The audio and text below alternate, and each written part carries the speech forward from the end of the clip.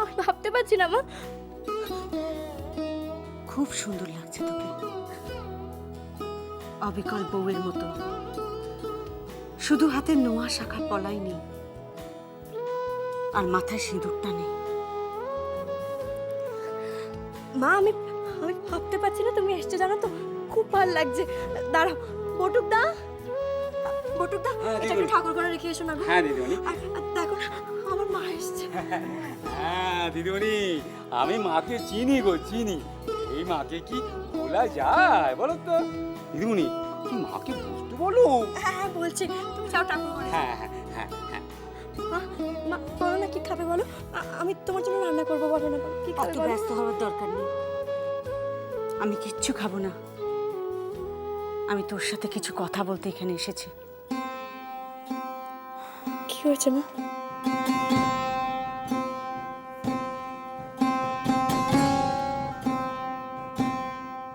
এই কার ঠাকুর ঘরে তুই ধূপ দিচ্ছিস?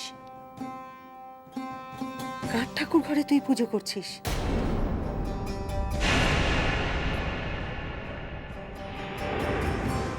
তোর সাথে তার কিসের সম্পর্ক? মা তুমিও বাবার মতো। না, আমি কারোর মতো নই। আমি এখানে তোর মা হয়ে এসেছি, কিন্তু আজ মা মেয়েতে মুখোমুখি বসে কিছু কথা বলবো। একটা ফয়সালা হওয়া দরকার। তোর সাথে রণজয় রায়ের কি সম্পর্ক? রণজয় রায় তোর কে হয়? কেউ না তো? না তাহলে তুই তার সাথে এই বাড়িতে রাত কাটাচ্ছিস কেন? কিরে বল, তার ঘরে বসে রান্না করছিস? কার দেওয়া শাড়ি তুই পরে আছিস? হ্যাঁ কিরে হতচ্ছাড়ি মেয়ে কোথাকার, তুই তো তোর বোনের থেকেও খারাপ হয়ে গেছিস। কি ভেবেছিস? বল, রণজয় রায়ের সঙ্গে তোর কিসের সম্পর্ক? হ্যাঁ, চুপ করে থাকবি না, কথা বল। তার সাথে তোর কিসের সম্পর্ক?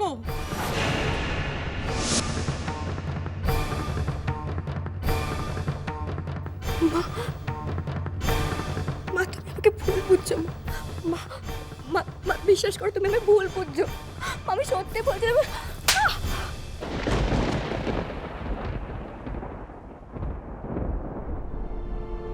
মা তুমি আমায় মারছো। আজকে তোকে মেরে আমি শেষ করে দেব। কি ভেবেছিস কি? হ্যাঁ, তোরা দুই বোনে মিলে কি শুরু করেছিস?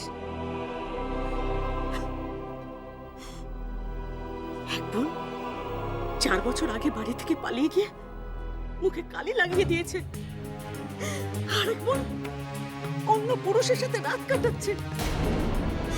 কি শুরু করেছিস তোরা? কি সব খেলা শুরু করেছিস? প্রথমে ভেবেছিলাম তোর সাথে রণজয় রায়ের বিয়ে হচ্ছে, তাই নিজে এসে ছেলের সাথে দেখা করে গিয়েছি। কিন্তু তারপর শুনলাম ওই বাড়ির ছেলের সাথে নাকি তোর। কি ভেবেছিস কি বৃদ্ধ বয়সে বাবার মা আত্মহত্যা করো? তোরা দুই বোনে মিলে কি চাইছিস? কি চাইছিস? তুই তোর বোন টুপুরকে মারতে চাইছিস, তাই না? রণজয় রায়কে দিয়ে তাকে পথে বসাতে চাইছিস? তুই এত নিচ হয়ে গেছিস। মা তুমি ভুল বুঝছো। মা মা টুকুর যে অন্যায় করেছে তার থেকেও ঢের বেশি অন্যায় তুই করেছিস। অসভ্য মেয়ে কোথাকার।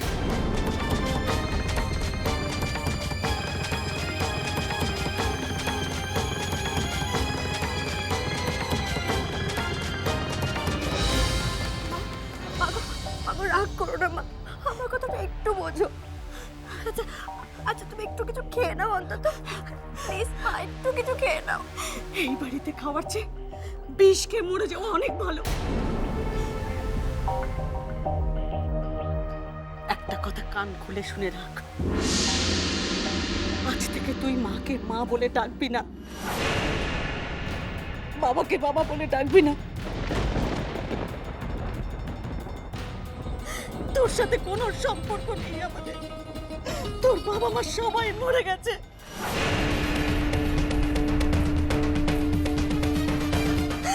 সবাই মরে গেছে।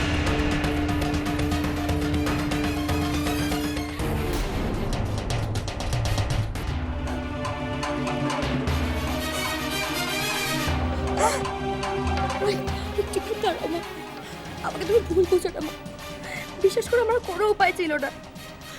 কোথায় ছিলে তোমরা তখন, যখন আমি রাস্তায় রাস্তায় একা একা ঘুরে বেড়াচ্ছিলাম?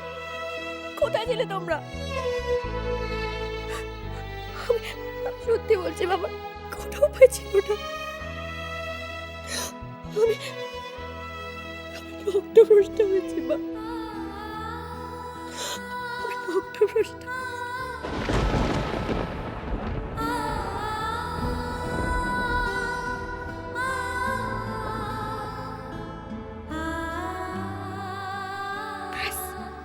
তাহলে আর কি, লগ্নভ্রষ্টা হয়ে তুমি আমার মুখ উজ্জ্বল করেছো। কে বলেছিল বিয়ের মণ্ডপ ছেড়ে চলে যেতে? তারপরে সন্দীপকে। হ্যাঁ, সন্দীপকেই তোমার বিয়ে করতে হবে। বিয়ের পর মেয়ে মানুষের একটাই ঘর, তা পরের ঘর। সন্দীপ তোকে ভালোবাসে। বিয়ে যদি করতেই হয় তাহলে সন্দীপকেই বিয়ে করবি।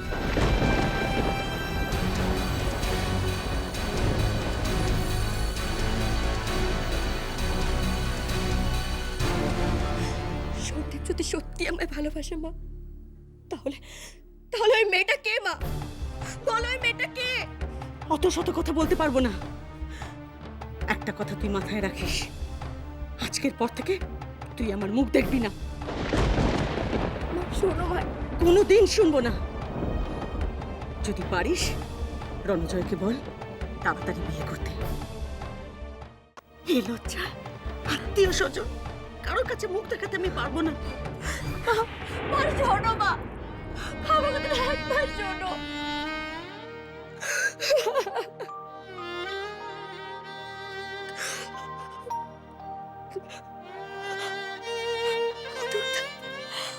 তুমি কি সর্বনাশ করলে? নাকি নাকি তোমার সেই কথা আমি নিজে নিজে সর্বনাশ করলাম? আমাকে আমাকে কেউ বিশ্বাস করছে না, আমাকে কেউ বিশ্বাস করছে না। কেউ কেন বুঝতে পারছে না যে আমি আমি একটা মানবী। আমি কোনো অপরাধ করিনি, আমি কোনো অপরাধ করিনি।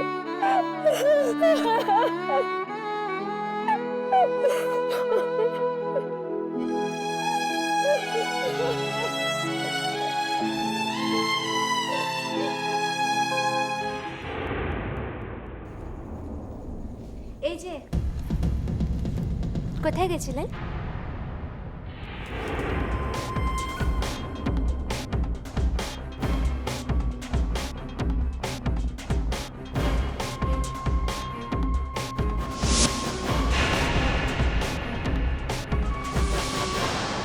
কি হলো, আপনি চুপ করে আছেন কেন? বলুন না, কোথায় গেছিলেন? আমি জানি।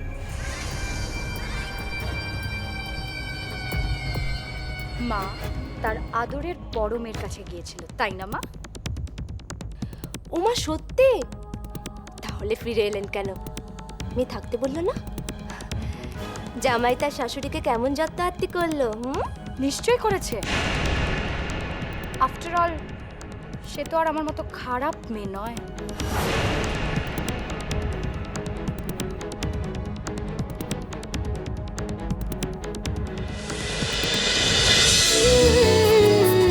আই টাপুর টুপুর হয়ে রই